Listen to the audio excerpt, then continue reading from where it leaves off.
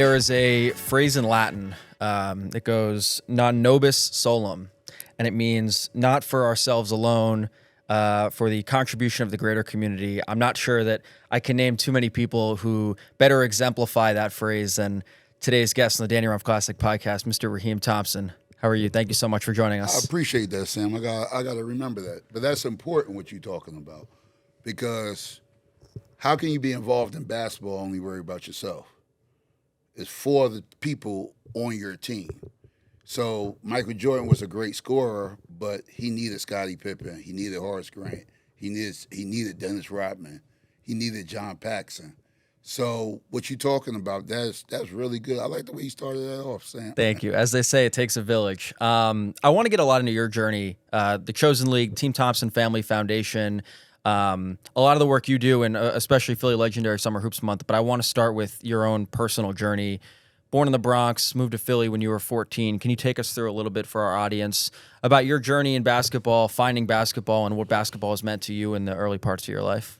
Well, basketball for me was a way for me to really interact with people, because I was born deaf with a broken foot.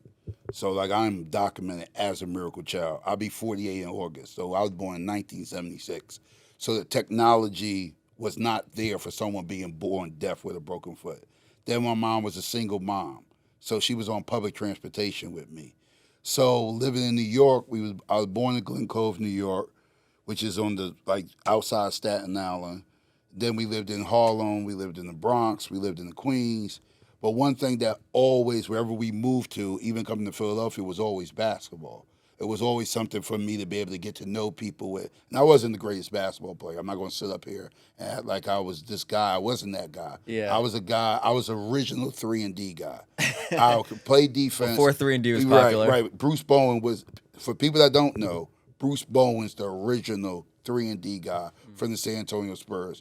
My shot was a corner three-pointer, the shortest distance, but basketball was always something to unite me. And one thing about me, my mother installed in me, was if Shaquille O'Neal's making $100 million, what are the owners making? So from that point on, my mind always went to the business side of it. It was I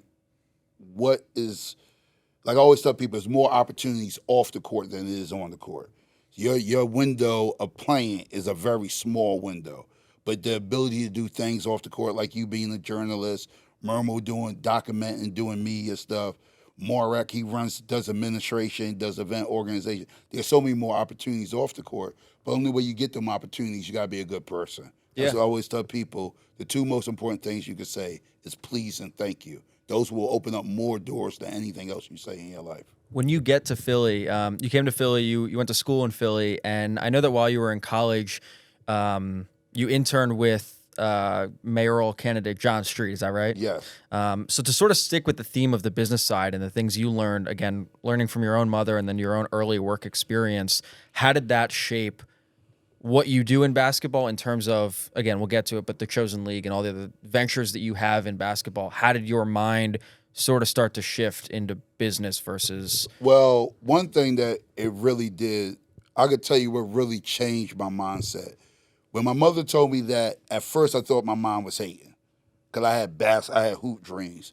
But then reality kicked in. When I got to Philadelphia, reality really kicked in, because I graduated in 1994, but the class before me was 93.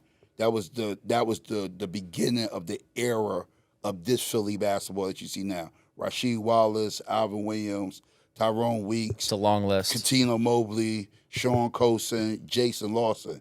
Seeing them guys, I knew it wasn't that.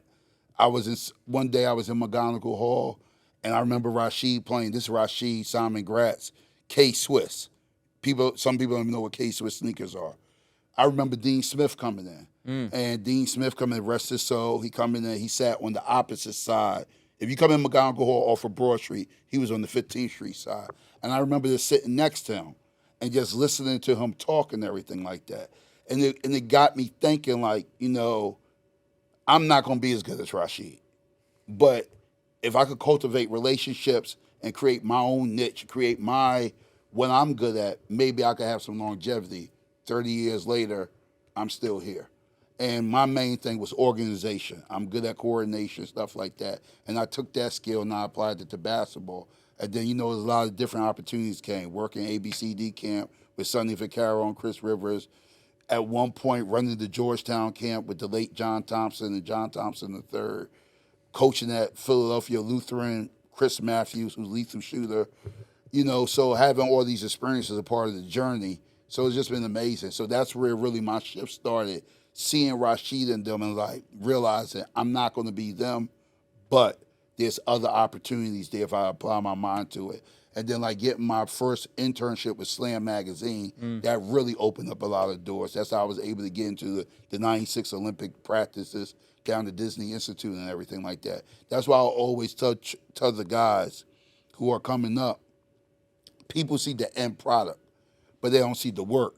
The journey, it would determines what's your end product going to be. So if you're trying to get into this to make a bunch of money from the rip, you're not going to be around that long. Like I told you before, it's the microwave mentality and the oven mentality. If you got a microwave mentality, it might say 2 minutes, you might only need 130. Shit going to be burnt. I've never heard this before. That's good. The oven mentality is, if it says 425, you have to keep checking it. You got to keep watching it and everything like that. So I always tell people, have an oven mentality. Don't have a microwave mentality, because just as quick as it got done, just as quick as you could be out. Yeah.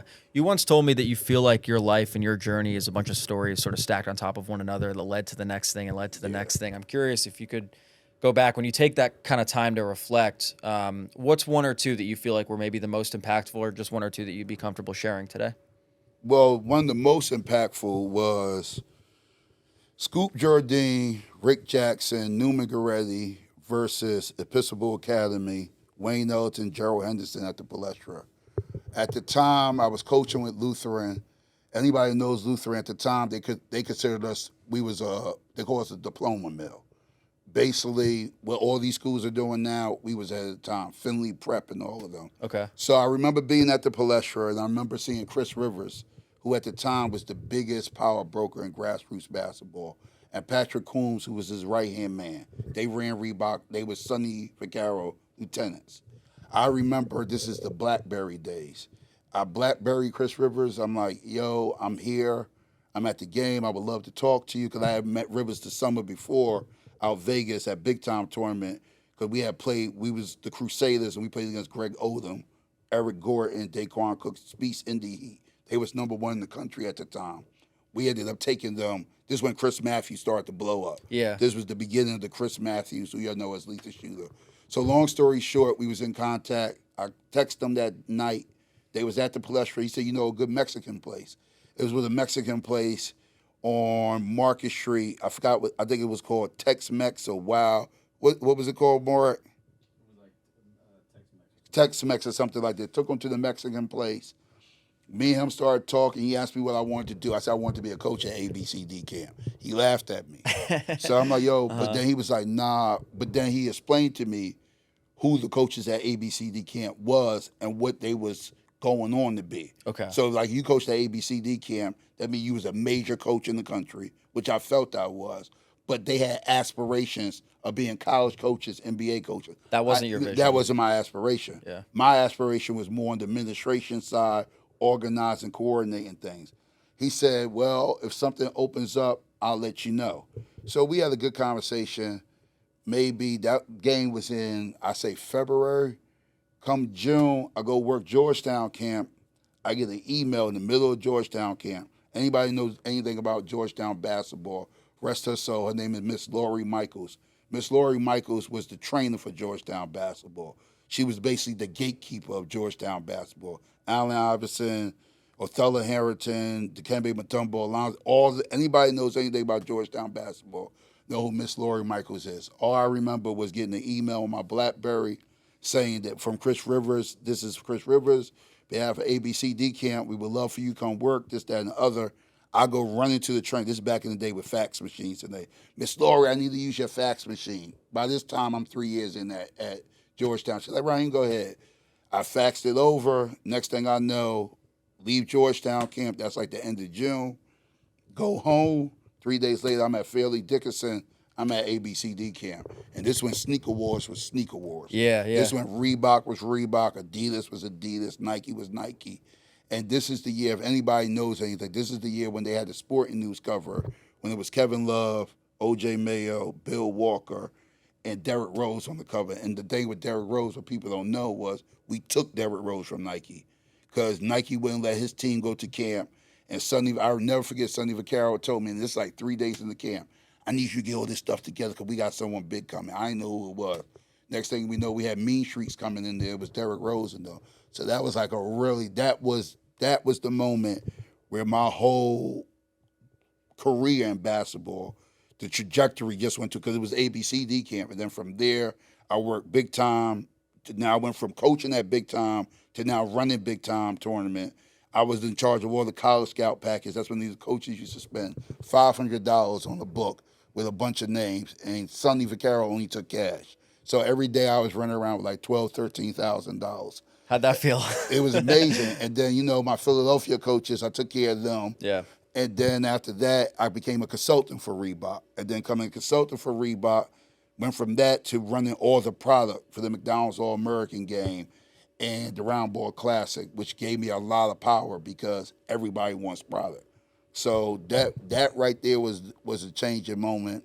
And the second most defining moment was after Sonny sold ABCD camp. Okay. But Sonny was done with ABCD camp. He took it. He wasn't going to Adidas. So at the time, Reebok and Nike, we was really going at it. So long story short, Sonny says he's not doing ABCD camp no more. We bring Reebok University to Philadelphia. Mm-hmm. So we do the headliner camps. We do all that stuff. John Wall, Brandon Jennings, Isaiah Thomas, Renardo Sidney. We do that. The Rivers tell me, yo, I'm leaving to go to Adidas. So I'm like, all right. I'm thinking he's going to take me with him. He's like, nah, I can't do this. My man, everybody know him now. At the time, my man was named PR, who's Paul Rivera, who's the host of the shop. Yep. He hits me in the email, Rahim, we want you to come over, him and my man Oz. We want you to come over to Nike. I thought they was playing. He's like, nah, I need you to come up here, this, that, and the other. I go up to New York, meet with them. Rahim, we see what you're doing with the Chosen League. I know what you do, this, that, and the other. That was in 2007, I think, 2008, because it's 20. I've been with Nike for almost 16 years now. So that was like 2007. And then PR, he was like, get your lawyer, draw up a contract. And I got to give Paul Rivera a shout out for this. The guy who I had at the time that was supposed to be my lawyer drew up this contract. I sent it over to PR. PR took it to legal for Nike. Legal told PR, told that guy, Rahim Thompson, whoever his lawyer is, he needs to fire them. Wow. Why is that? Because the contract was going to have me stuck at that price rate for my duration of my Nike deal. So that was 16 years ago. PR sends me back the contract, calls me on the phone. Whoever your lawyer is, F that. Nike Legal's going to draw up your contract, and this way it could keep moving and moving. So those was the two defining moments in my basketball career. That's so really shout awesome. out to Paul Rivera for being so. Make sure y'all watch The Shop with LeBron and them, because PR really looked out, and he didn't have to do that. Yeah. I'm going to give a very quick interjection and a shameless plug that it was 2 summers ago. I had done a story on you for The Inquirer, and every time we talk, I'm reminded of your encyclopedic knowledge of basketball. It fascinates me, and it brings a smile to my face every time we're able to get into it. But that's where that comes from when I be talking about, like, my life is full of stories. Yeah. Like, God put me in this place where, like, there's not too much in basketball in the last 35, 40 years that I'm not indirectly connected to. Like, people don't know the relationship I had with Derrick. People don't know that 2007, 2008 McDonald's All-American class. Those my guys, Drew Holiday, Derrick Rose, O.J. Mayo, Kevin Love. Mark, tell you, we've been places, and I'm like, yo, that's my man. Mark looking at me like, what? They come out the tunnel, Rahim. I'm like, I tell you, I know these, and I try to be discreet on a lot of stuff because as you get, I don't really have to say nothing. Like, if you in the know, you know I know. Yeah. But I'm not going to go around talking about who I know because it's not worth it, because my thing is always about building other people up. I tell people all this, I'm not down with Throwback Thursday. What have you done recently? So I don't need to talk about when I did the NBA lockout game in 2011. I don't need to talk about this when we did this, did that. Like, what are we doing now, currently? that makes a difference in everything. Yeah, that's for everybody else. But on the Danny Rumph Classic podcast, we're going to make you relive all this. The Chosen League. This is the 23rd summer. Take us back a little bit. What is the origin story of the Chosen League? You get more into administration, and now people see now. I mean, it's one of the best high school summer basketball leagues in the country. Take us back 23 years. So at the time, I was working for the Philadelphia Parking Authority. I worked for John Street for mayor in the fundraising department. He won the mayoral election. I didn't have no idea how that go after you win, because I worked in fundraising. He raised the most money at the time ever in the history of a Philadelphia mayoral election. And I was there for every dollar. I did the accounting, I did the collections, I did the deposits, I did everything. So when it was time to ask for a job, I didn't know how that went. So when I went into the meeting, I was blind. And then by that time, the campaign was over. Different people that I was close to had moved into different dots, because everybody knew where they was going. I didn't know where I was going. So when I went over there, they was like, well, we just going to put you in the parking authority. So when they put me in the parking authority, put me in the maintenance department. So I said, I'll go from fundraising. Felt a little slighted? Oh, a whole lot slighted. Yeah. The only cool thing about it was we would have to be at work 5:30 in the morning, but we off at 2, but I'm in the maintenance department. I'm like, yo, I just went from running around law offices downtown, suited and booted, being the young, bright, vibrant black kid, working, learning corporate, like that's how I learned how to do corporate sponsorships, was doing fundraising. Yeah. Now I'm working in the maintenance department. So I'm not really tripping. I'm like, all right, I got a job. I know I have determination. I still got my slam promo thing moving on. So things are moving. Crazy thing happened. I'm working this after school program along with having the job with the parking authority at Broad and Venango. Going across the street, I get hit by a car. Shoot. I get hit by a Land Rover Jeep. Uh-huh. I was real small back then. Uh-huh. I got hit at Broad and Venango, landed at Broad and Erie. This is the crazy part about the story. The person that hit me is Jason Robbins, who's the son, and this is before your time. Anybody that's older know what I'm talking about. There used to be a jewelry store called Robbins 8th and Walnut. And on 8th and Walnut, they were the biggest jewelry store. They used to have the diamond in his beard. I used to work for Robbins 8th and Walnut. So to get hit by his son, wow, crazy story. Long story short, go on disability, get workers' comp and everything. So now I'm home.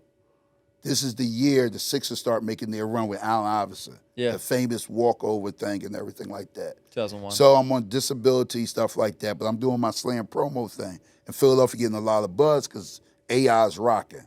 And you know, Slam and Iverson was tight. Yep. My man Spiro Morales was the director of promo at Slam. So I'm getting all the Slam magazines in. Even though I'm on disability, I'm getting better, rehabbing, moving around. So long story short, Sixers make their run. Allen Iverson has his celebrity weekend here. Stuart Scott, rest his soul, Rasheed Wallace, Chuck, bunch of different, great weekend, everything. So everything's happening. My sister, she's about to get married. So she's going to get married on the cruise, this, that, and other. Go on the cruise. Everything's going fine. Find out my grandmother passed away while we were on the cruise. So I'm like, all right. My mom let me know. When we get back, we got to go to the funeral down south. But while I'm on the cruise, my man Rasheem calls me. So at 10th and Only, they had a league back in the day. Catino Mobley used to play in it. And the league ended bad. Typical inner city street ended bad. So it was like a bad stain. My man Sheem like, Rob, I'm trying to do, man, you could put a league together, this, that, and other. So I'm like, all right, whatever.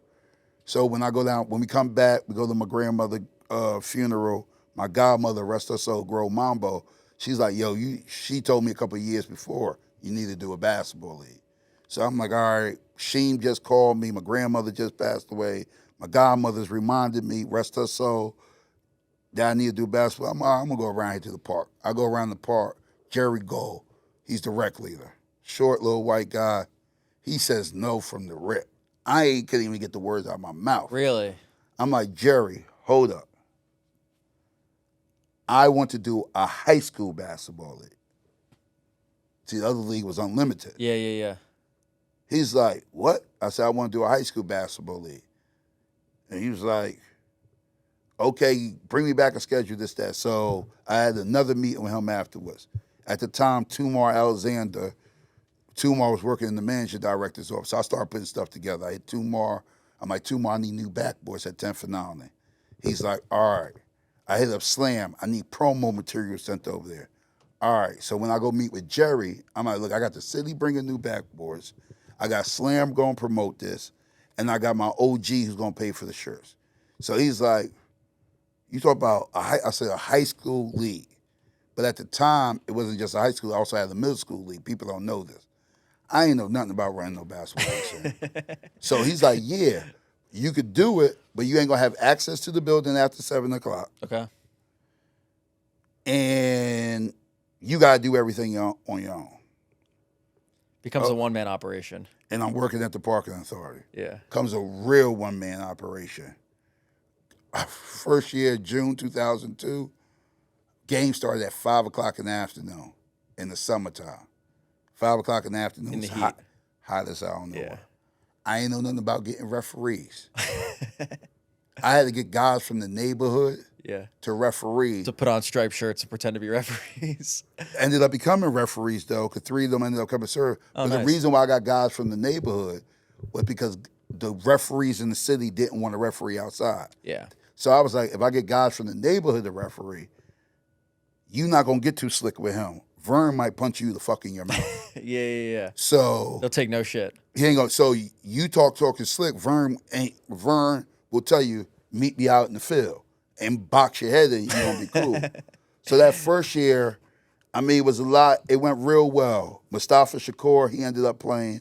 He was from around the neighborhood. I didn't have him on a roster. People was like, well, I'm Mustafa. I'm like, yo, he's playing AAU, and I want the league to be the league. I don't want people coming from Mustafa. I want them to come for the Chosen League. So Mustafa had came back from camp. He had just came top 10 in the country or something like that. Because remember, he's in the class with Chris Paul, LeBron, and them. Yep. He come around, Rahim, man, I want to play. I'm like, Staff, you can't play. I'm like, you're going to mess my league up. I'm not going to put you on these roster, and then people come out here expecting you to play, and then you don't play. And then I'm looking stupid. I'm going to play. He ended up playing every game. But that was the summer when I found out that Cal Lowry was the real deal. Cal Lowry at the time was in Northeast High School, and him and Mustafa played this game. And I would never forget, I was sitting there like, who is this dude holding? Because remember, at the time, Staff had the spin move. Staff had Arizona on him. This is Luke Olson, Arizona. So this is Arizona Wildcat. And I remember everybody saying, yo, the kid is only going 11th grade, and he's transferring from Northeast going to Doherty. And Cal was getting busy, and that first summer, it ended up being great. Mustafa ended up winning. He became a McDonald's All-American. 76ers gave me hometown hero at the time. That's awesome. And then from there, it just started going. It just started 2002, 2003. Mustafa and them his team repeated. He didn't play. Deontay Christmas played. He took the mantle.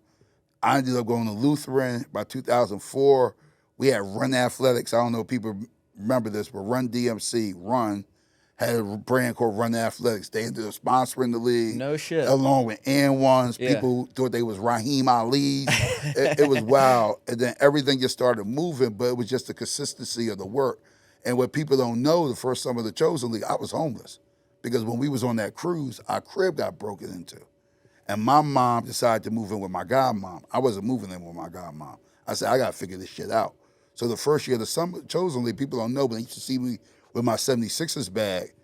In there was the scorebook, my pen, and some drawers, white T-shirts, and everything like that. And every night, when the games would be over, everybody would leave out the park. People would think I was going somewhere. If I didn't go to my man Fat Mike crib or some female I was dealing with, I would just come back down to the park and sleep till the morning time. And then when they would come open up the building, I would go in the building, wash my face, brush my teeth. That's where the whole thing with Team Thompson Family Foundation, with combating hygiene poverty. That's why I be saying it's important to have these hygiene products. All this stuff all the services that I provide to people come from the experience of me knowing what it's like not to have something and then to get it and then understand the real value of it. And it goes back just to, I mean, you had mentioned a few minutes ago about when you were working under John Street and then you moved to the maintenance firm, like you knew you had the dedication to get where you want to be. Right. When times get tough, when the going gets rough, you knew that you had what it took to get to where you wanted I to didn't have be. no choice. I didn't have no backup plan. What the fuck was I going to do? Worst thing you could do for a plan A is have a plan B. Yeah, that's why when people talk about plan B, plan C, I'm like, you're designing Yeah. yourself to fucking fail when you do that. Yeah. Like some people, because it was something I was talking about my daughters about this morning, and we was having a real conversation. My daughters are 13 and 11, but I don't sugarcoat shit with them. And I was explaining to them, I'm like, you gotta be careful who you take advice from, because some people will be giving you advice from a place of pain and failure. That's not good advice. The advice that you need to be taking is from someone who wants you to do better. Because someone with pain and failure, they will bring their trauma into it. I didn't go through, like, the shit I've been through, I don't want nobody to go through my shit. So when I'm giving advice, I'm giving you advice for you to be uplifted. Not no advice like, well, you wasn't homeless, you didn't have this. Nah, that's kind of some bitterness in there.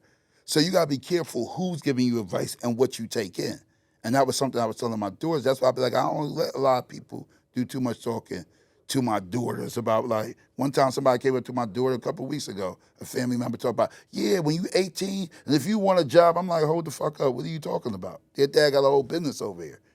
So you gotta be careful who you take advice from and where that advice is coming from. Because everybody, like, we have a saying my godmom used to say all the time, be careful who pray for you. Because everybody's not praying good things for you. That's real. Yeah. Some people are praying some bad things for you. So you got to be careful who you take advice from, who you get in direction from. And that's why I always tell people, and anybody that knows me, and you heard me say this all the time, I want everybody to do better than me because I'm very secure in who I am. So if you're doing better than me, we like the fucking Avengers. So like, we like some superheroes and shit because I'm pretty good at what the fuck I do. Yeah. Yeah. And that's very important. And that's why it's always important to pay it forward. Yeah. That's why I don't get caught up in this whole thing. Yeah, I've been doing this 23 years, but I take more pride on the support I done gave to Danny Rumph, the different leagues I done helped, the different opportunities I done provided people. That's where I stunt. Like, yo, I helped that, right? Like, that's where I get my thing from.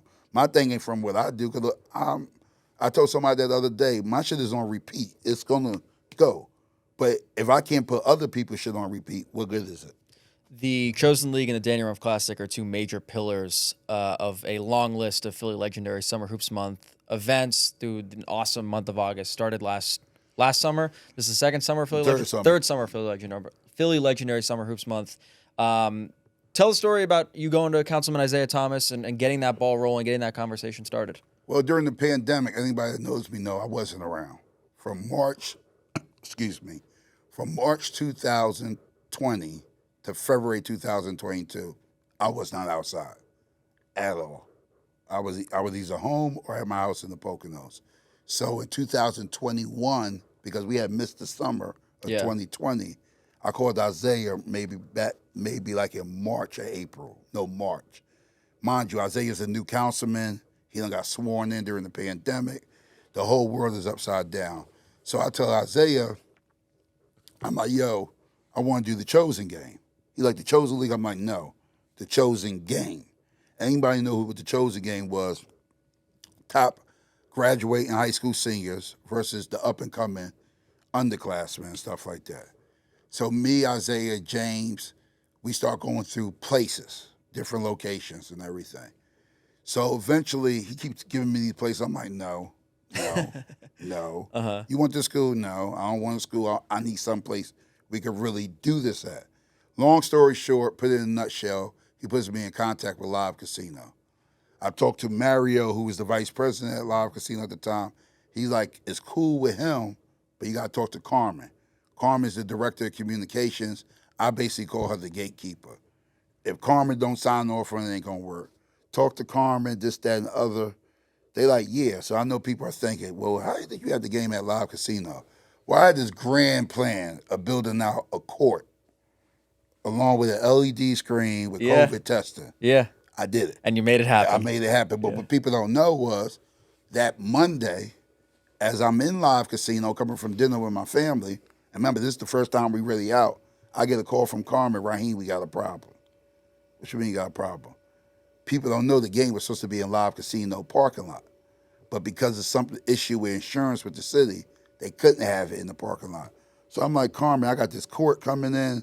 I got this 60-foot LED screen coming in. I got, like, what do you mean? She's like, don't worry about it. I'm going to call you back. Calls me back a half an hour later. We just called Xfinity Live. All right, what you mean? They going to let us know 9 o'clock in the morning if you could use Xfinity Live. And so that night, I'm like, all right, God, I'm used to going through trials and I consider myself a problem solver. Yeah. So I'm like, So you're pretty calm in these moments. Yeah, I'm not worried. not really tripping at all. Yeah. I go up to the room. I'm like, God, I know you got this. Yeah. Long story short, Carmen calls me. I call her at 8:30. She says, Rahim, I told you I was going to call you at 9. 9 o'clock come, Carmen doesn't call me. 9:30, Carmen doesn't call me. Now the truck drivers are calling me. They got the court. All the pieces are coming together, but they don't know where to go. I'm like, look, man, just go park on Patterson Avenue.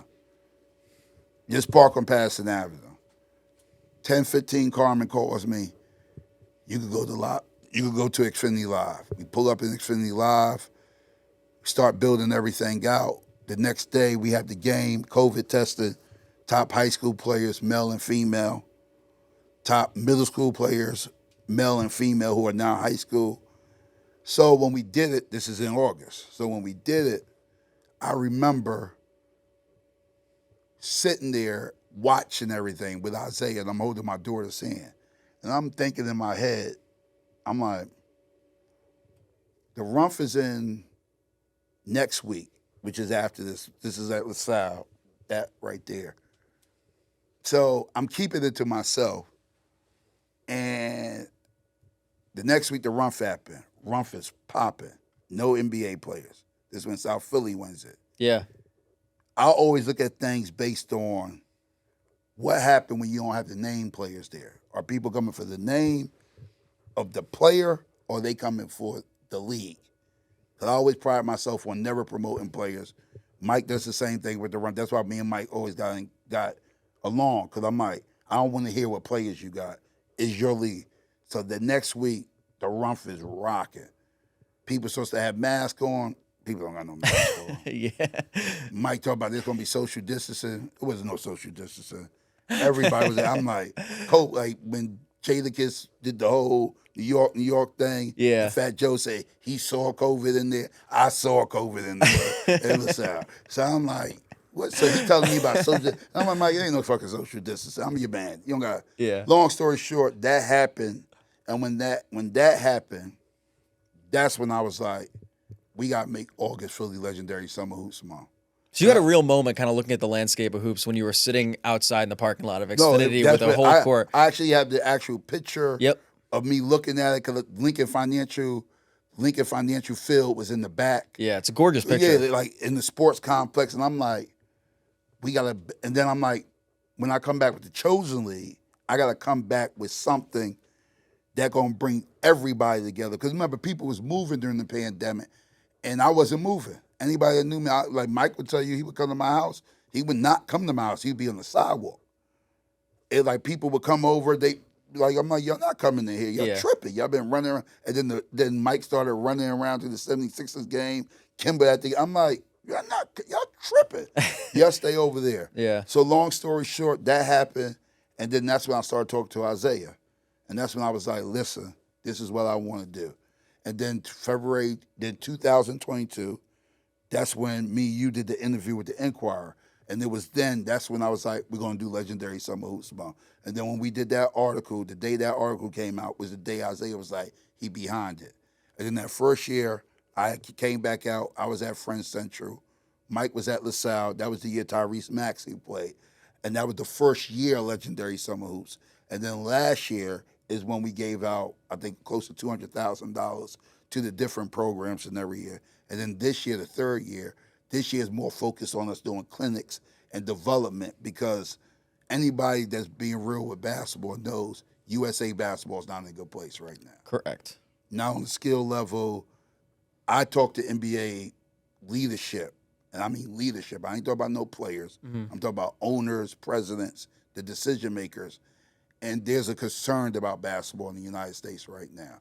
And if you really pay attention, You look at these all NBA teams. You look at these MVPs. Joker been the MVP the last 2 years. Giannis been the MVP. Luka's out here doing. These guys was not born in America, and there's something really happening. So this year with Legendary Summer Hoops Month is more about development, doing more clinics, getting kids to really understand the skills. This is where the Tashi Cars come in, the Chuck Ellises, the Lewis Leonards, the guys that really teach the game. This is because it's important. Because now, got these kids playing, and some of these kids don't even know the proper way to play. I was going to say, because let's have a little exercise here. You're the czar of basketball. You are the ruling power, and you choose how things change in the United States. And I think you're more qualified to answer this than the host of the Danny Rumph Classic podcast. If you could change something about USA basketball at the youth level, what is it what's the first thing you would change? What is it that gets USA basketball to the next step? More emphasis on development instead of winning at a young age. And the reason why I say that is because teams are you got a 13-year-old kid or a 12-year-old kid that's considered the number one player in the country. How do you know he's going to be the number one player at 16, 17? Yeah. And you put these teams barely together, hit puberty yet. and he might get burnt out. Yeah. So now you put these teams together, all these kids that supposedly can play. So now they running down on people. They go to these AAU tournaments because everybody got an AAU team. Everybody got an AAU tournament. Every weekend there's 30, 50, 60, 100 tournaments across the country. You get these kids, they run down on everybody. They all play together because of their age group. But then you get to real basketball, where you got this one team that's been playing together for 4 years, where they know plays, they know backdoor cuts, they know opposite side and everything like that. So now your talent don't mean nothing.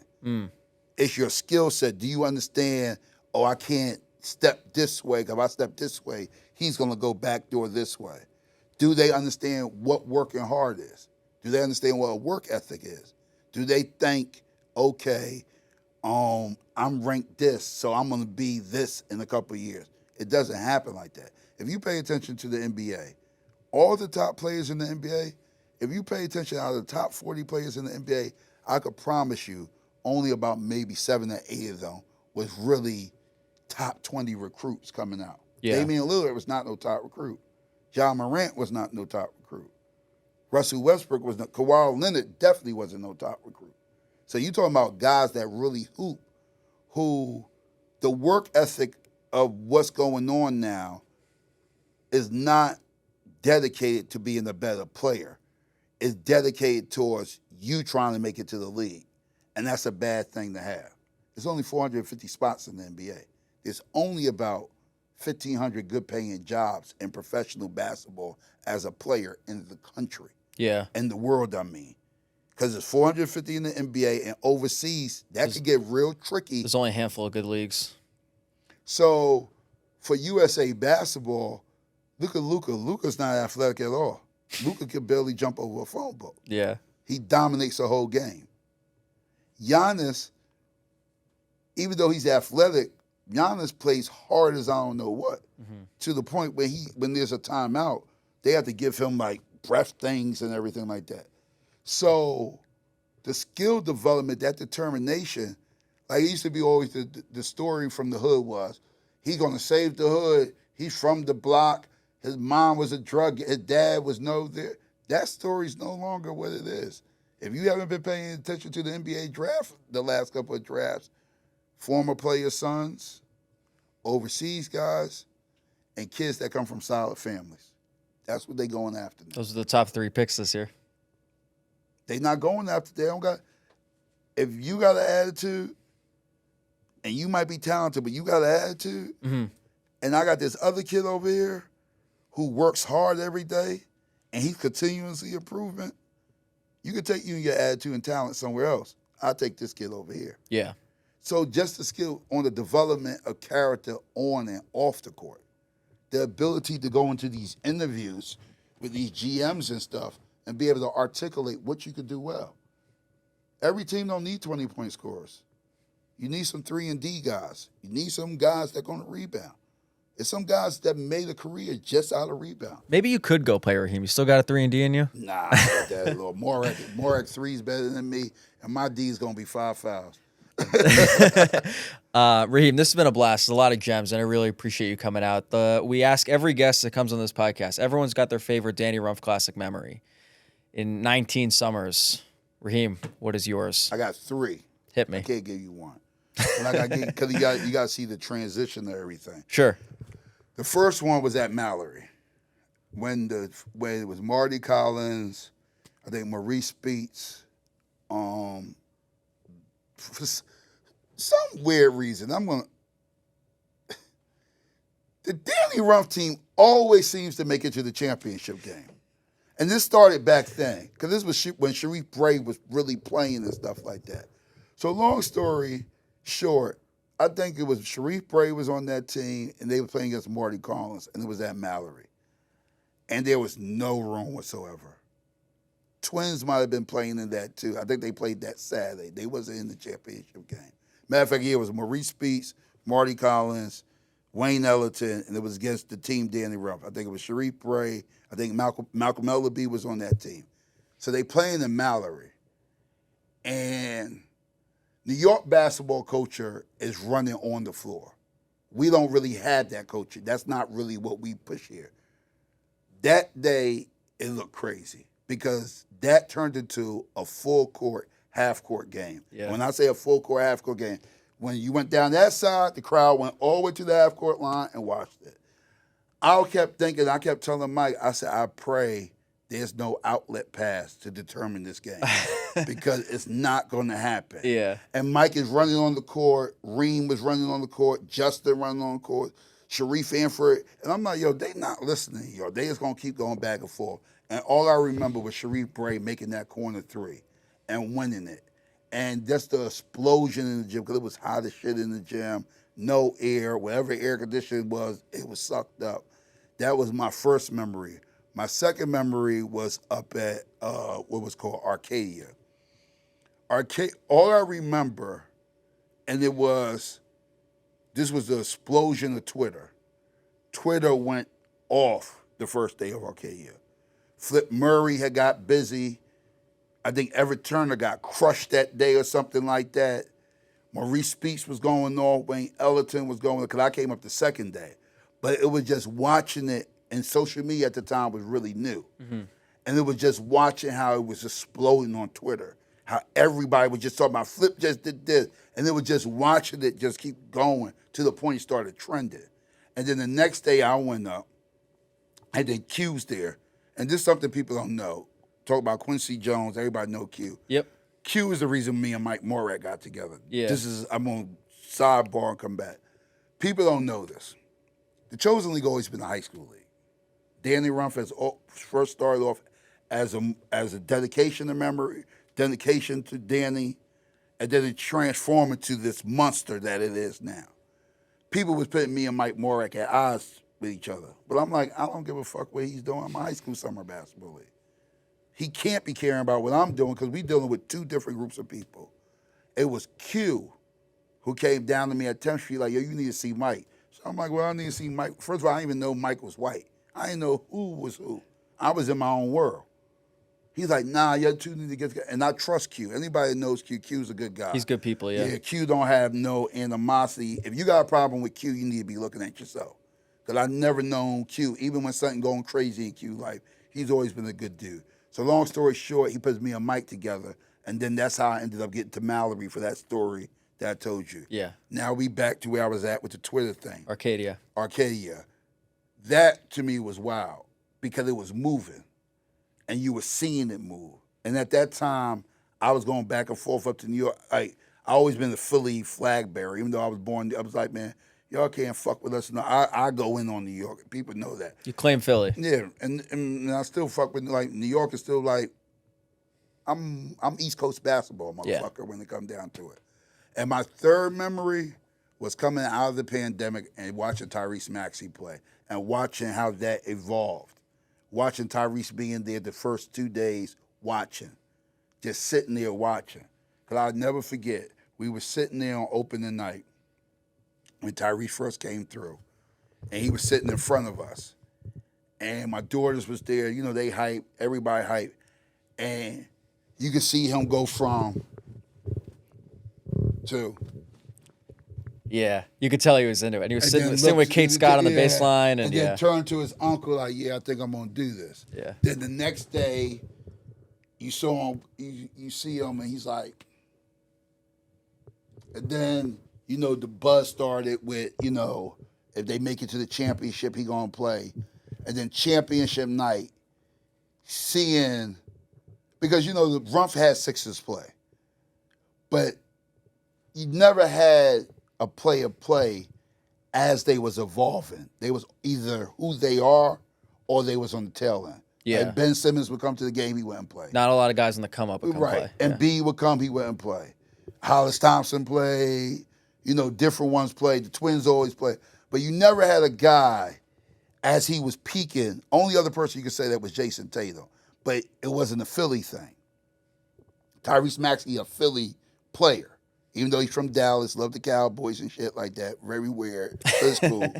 But to see a kid, a young NBA star peaking as he's going, his trajectory's coming, and to see him come and then play, and everybody was there know what happened at the beginning of the game, got a little, and for him to hold his composure, remember what the goal was, the fans, the people and then put on the performance. Because remember, Super at one special. point, it just got crazy in there. Like, he Yeah. was just hitting it. Well, it was him and BA were going back and forth, right? Yeah, and that's the thing. And see, I'm going to end this on this note because I know we got to get ready to end this. Brandon Austin is one of the most supremely talented players ever in the history of Philadelphia. And to see how, when he gets to the Rumph and you see that talent, that what makes the Rumph what it is. Because you can really tell these guys can play. Because a lot of guys play in these leagues and they think they the shit.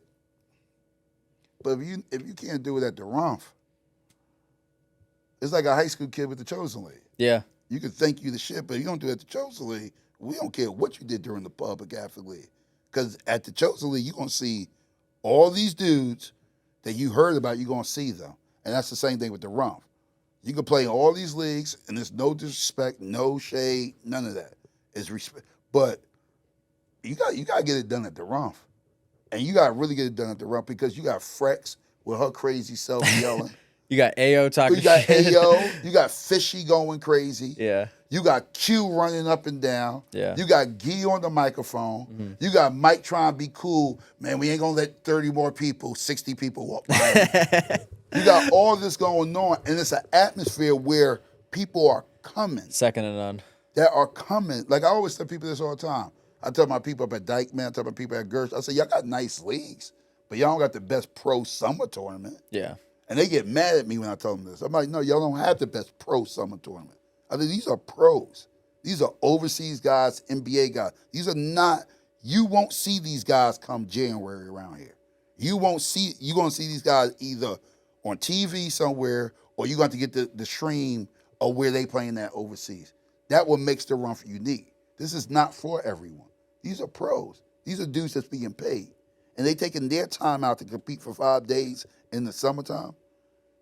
That means the league is legit. This ain't I won the Rumph and then you down 28th in bubble fuck somewhere in February talking about I won the Rumph. Yeah. This is not that. Yeah. And that's what's important. See, that's why I always tell people, but that comes from consistency. That comes from putting the work in. That's how you get longevity. Because there gotta be a criteria. There gotta be a status. Certain restaurants you can't walk in with shorts. They not going for that shit. They don't care how much money you got. There's a criteria that gotta be. And that's the thing about the Rumph. And the big thing about the Rumph, and I tell people this all the time. I know who I am. Everybody know what the most popular shit in the city is. It's the Rumph. Why you think I'd stop? Like, I don't have to chosenly going on with the Rumph. I used to do that shit in the past. Some days would be horrible because the fucking kids be like, man, I'm going to Rumph. I'm about to go see John Wall play. How am I going to tell a high school kid that's aspiring to be somewhere? John Wall's playing up the fucking block. This might be the only time you ever see John Wall. You got to know who's who. And that would make the Rumph so unique. And then the whole purpose of the Rumph, to honor Danny, bring attention to heart defibrillators, the whole thing with Miss Candy, seeing the impact of what her son legacy, seeing Marcus there, seeing the connect. It's a family reunion. Like shit, I'm cutting my trip short to my daughter's nationals to come back to make sure we're here for opening day. Because it's important. And it's something that brings the community. And that's why I always tell people, if you are who you say you are, you're not worried about what somebody else is doing. You're supporting what somebody else is doing. If I'm worrying about what you're doing, that means I'm not who I say I am. Me and Mark talk all the time. I tell people that, I'm like, man, I'm the best high school summer league in the country. But I know I'm not the best summer league in the country. You got Rumph. You got Gersh. You got Dykeman. They got pros. That shit always going to be the... You got to think about it. The reason they do New York versus New York is because of the Chosen League. I was the one that told Nike, like, y'all better skip these high school kids. And that's the thing with the Rumph. Like, you got to give due, and then think about it. Look how it helps your career. Look how it helped Murmur. Look at all the people who have been able to get opportunities in the business of sports by being involved in the Rumph, being involved. Because remember, that's what we pride ourselves on, introducing you to these people. This guy you standing next to might be the Nike motherfucking product rep. Then you might turn to the right. This guy might be the head of operations with it. Those are what's it about. That's why I always say it's important to provide opportunities. Because if you're a leader, I need, whoever I'm lead, you better end up being fucking better than me. I'm not taking my time so you could be like, no, I need you because one day I'm going to be older. Because there's going to come a time when I'm like, I'm not doing this shit every day because I'm getting closer to that right now. I'm getting this is 23 fucking years I've been doing it. Crazy. I'm 47. I got some other shit that I got to do. Yeah. Especially with my foundation. I got some real shit. Y'all motherfuckers got to be able to take this mantle and make sure that shit shine just as bright when I was holding it. It should never dim. And that's why opportunities like this, that's why I made sure I had to do this. Like I remember last year we was trying to get to it, but it just wasn't working. Now, Morak wasn't playing. That motherfucker was like, look, man, I'm going to come to your house. Like, fuck that. We're going to get you. But that's why people just need to understand everything that is important with the Rumph, the Chosen League, Legendary Summer Hoops Month, Brotherly Love coming up, Lonnie Young coming up, Ralph Brooks been here. We got all these great things going on in the city, and that's why I had to do Legendary Summer Hoops Month, to bring attention to what they're doing. But now we at the point where we got to develop this next talent coming up, because it's a real concern. I have a conversation at least 2 to 3 times a month with a couple of very powerful people in basketball, and that's what their conversation is about all the time. It's about the development of these children that's coming up. I'm saying children, I'm getting old. Development of these young men coming up, and that's important. Rahim Thompson, Danny Rumph Classic Podcast. Thank you, my friend. No doubt.